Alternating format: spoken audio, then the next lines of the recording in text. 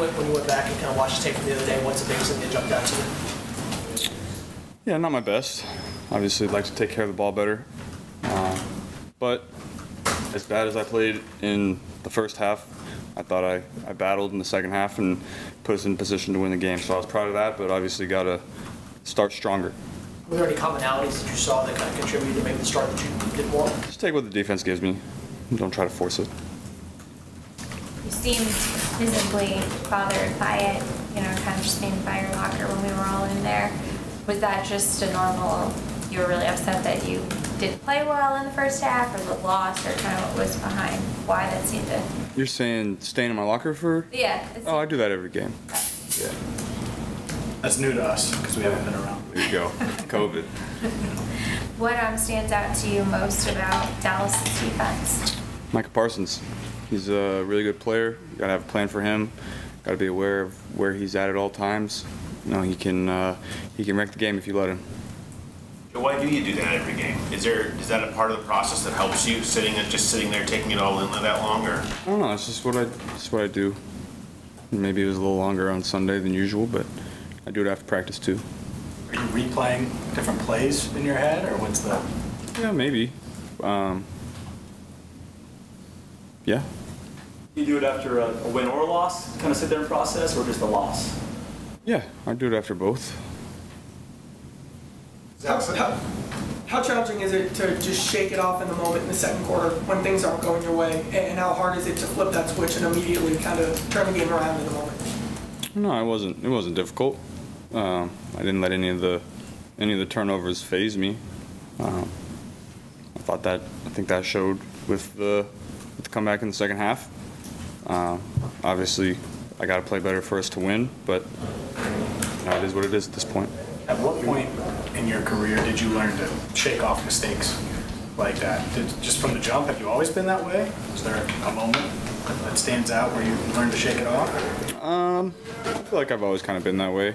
Interceptions are going to happen. You try to limit them as much as you can, but you got to move on. There's a lot of plays to be had throughout the game, and we had 100 and some snaps, and so there were 4 snaps of an interception. That's 100 more snaps that you got to play. When you have a week, not just last week, but in general, or a week you feel like you didn't play as well as you could have, what's the biggest thing in putting it behind you as you start prepping for the next week and making sure it doesn't have any carry over? Having a good week of practice, going out and executing the way you're supposed to in practice, playing it like a game, just putting it behind you and taking your completions in practice and getting to Friday and Saturday feeling good. Zach said if T can't go, you guys have a lot of confidence in the backup receivers. Mike Thomas played a lot of snaps. What's your confidence level with those guys, and how comfortable do you feel? Yeah, those guys have played a lot of football for us. Trent Taylor has made plays. Mike Thomas has made plays. Stanley Morgan has made plays. So we have confidence in all those guys. They played a lot of football for us, and they know exactly what they're doing when they're out there. So if T can go, great. If he can't, we got confidence in those guys. Joe, what did you think of not just how Jamar played, but the fact that he never came off the field for a snap at whatever it was, 100 plays? What did you think of that in general? Unbelievable effort by him. He's a unique, special player that you don't see a lot. And we, as much as we got him the ball on Sunday, we got to get him the ball more. Was there an area you even saw Jamar improve based on last year that translated in the game on Sunday? Just moving him around. We played him. When T went down, he played Z, he played X, he played in the slot, and I think that'll make it hard on defenses to try to eliminate him from the game plan. Just moving him around, you got to always find him, have a plan for when he's in the slot, when he's to the boundary, when he's to the field, all that stuff, and he's a smart enough player to do it. Was that the most snaps you played since the 7 overtime game, do you think? I don't know. It was definitely tiring, that's for sure. You watch the tape. Do you know why it started out so badly? I mean, why you played that way in the first half and then turned it around the second half? Were you kind of like shaking off rust, or what was going on? Yeah, I think we talked about that early in the press conference. Just taking what the defense gives me, not forcing it. Said being able to run the ball in the red zone would probably be the easiest way you guys can improve down there. They're down there at the 1 yard line a couple of times. I guess how frustrating is it for you guys to not be able to punch it in and get 6, and how do you guys move forward and try to keep improving in the red zone? Yeah, just, you watch the film and see where you can improve in that area, and obviously we'd like to be better in the red zone than we were on Sunday, so we're going to work at it this week and come back on Sunday, and hopefully we're more efficient. You mentioned Parsons as their difference maker. What makes him stand out? What makes him different than just a regular pass rusher? Anything you've noticed that impressed you the most in terms of his ability to get to the quarterback? Yeah, I mean, usually you have a pass rusher and he lines up on one side of the ball, and you can kind of have a plan for him, but he rushes outside, he rushes inside, he rushes right, he rushes left. They blitz him from the linebacker position, so you always got to be aware of where he's at. Zach told us on Monday that he's got to do a better job slowing down the game for him, from his point of view, at critical points like the Jamar non-touchdown. I'm curious from your perspective, how does communication evolve over the course of a game with Zach and Brian? Yeah, I mean, communication on all fronts wasn't up to our standard on Sunday, from me to the O-line to the receivers to the coaching staff. So that might be first game. We're going faster than usual, and we're going to get better and better at that. When you say the O-line, you're talking about protection specifically, or from me to from everybody. So what's the difference between taking what they give you and making a play? I mean, what's the line? I mean, that's a pretty thin line, isn't it?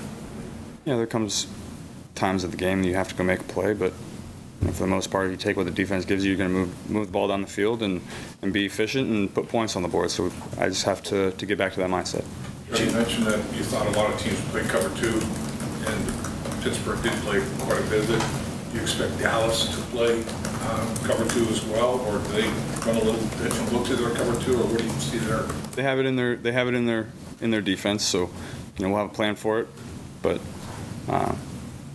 Just like every game, I think we're going to face something different from every team than what they put on film. So we'll be expecting what they've shown on tape, and we'll have to adjust on the fly. Last time you played Trevon Diggs, you had a big day in college.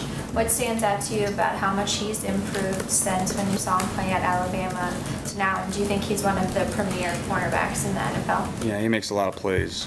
Obviously, with however many interceptions he had last year, it felt like a million.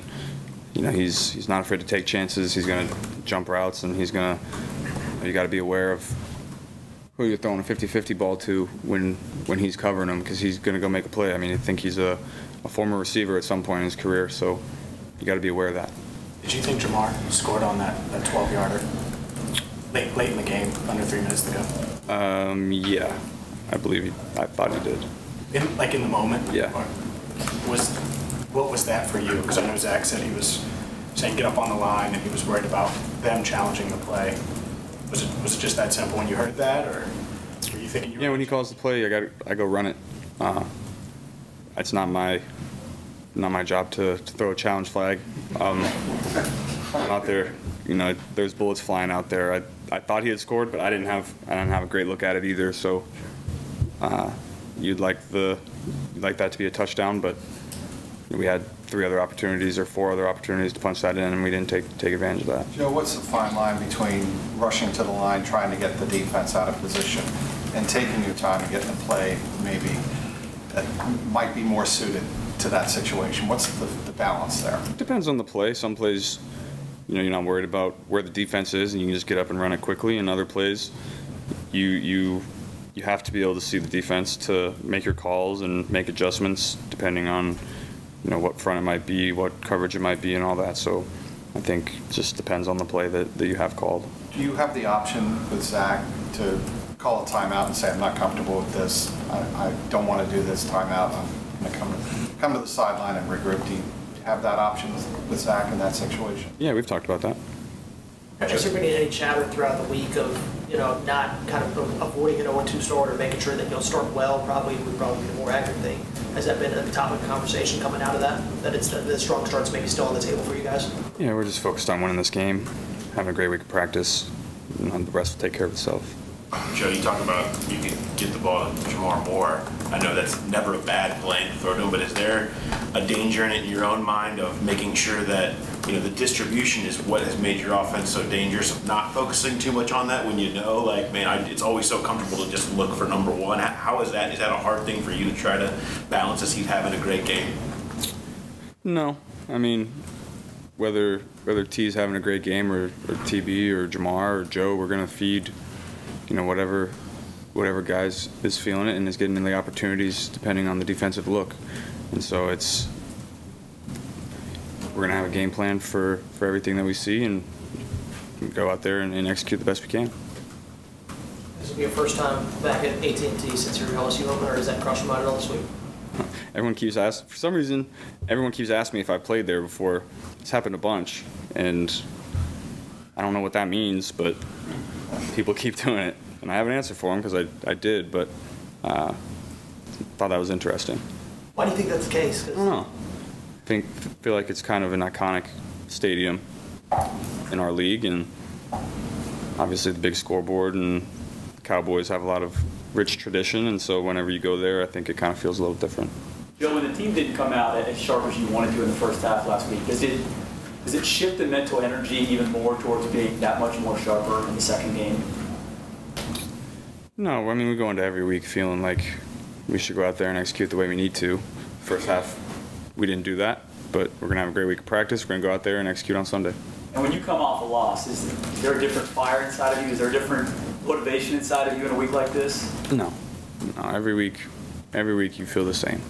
Whether you win or lose, after Monday you put it behind you and you try to go out there and play your best ball on Sunday. When you go against Micah Fitzpatrick or a Diggs, how much do you have to account for them? How much do you study for them? You talked about the jumping routes. How do you get ready for that? Yeah, you just have to be aware that some players are going to take chances and maybe not be exactly where you expect them to be in a coverage structure. They might jump a route like Micah did on the first pass attempt of the game. And when you play players like that, you just have to be aware that option is always there for them. They're very good, instinctive players that are going to make plays like that. And you have to study their film, understand coverage structure where they might be able to do something like that, and you just always have to keep that in the back of your mind. Dallas had 26 interceptions as a team. He had 11, led the league, but they had 26 net, led the league as well.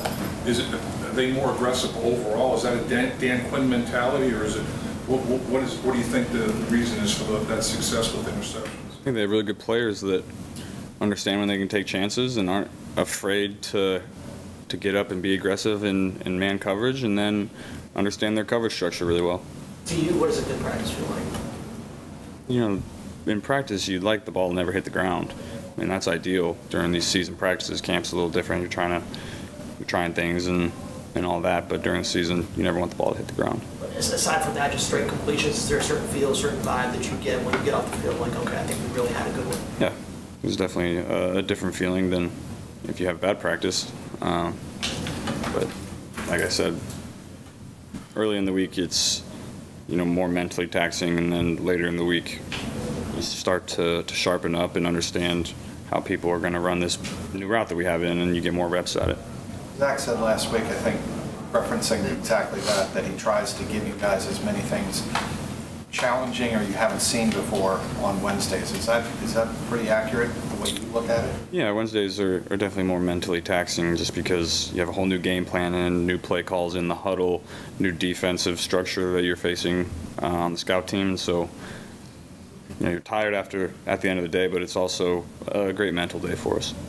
How hard is it to study a defense early in the year and, compared to later in the year when they don't have a hell of a lot of tendencies? How hard is that going into an early season game to do what you're talking about, studying this?